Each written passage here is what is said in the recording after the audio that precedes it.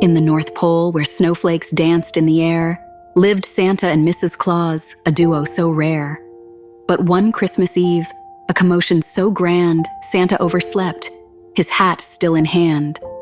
Mrs. Claus, with her wisdom so keen, saw the clock's hands with a worried mien. She nudged Santa gently. "Wake up, my dear. It's Christmas Eve and the night's drawing near." Santa rubbed his eyes, his face quite the sight. "Oh no, I overslept. This just isn't right." He rushed to his sleigh, but his reindeer, asleep, were snuggled so tight in a slumber so deep.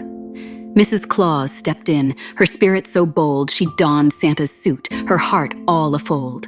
She fed the reindeer with a kind, gentle hand, and off she soared, leading the merry band.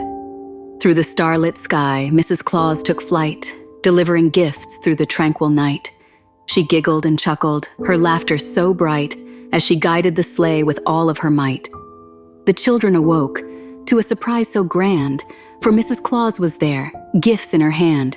She laughed and she jingled like a jolly old elf, spreading cheer and joy, bringing smiles to each shelf. As dawn painted the sky, Mrs. Claus returned, the sleigh full of magic, her spirit still churned. Santa was waiting, with a sheepish grin. "Thank you, dear," he said, "for saving Christmas again." Mrs. Claus chuckled, a twinkle in her eye. "It's teamwork, my love, under the starry sky."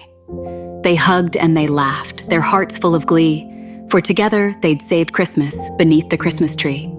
So remember this tale: when things go astray, a partner in kindness can brighten the way. In the North Pole's magic, where love takes its stance, Mrs. Claus saved Christmas with her joyful dance.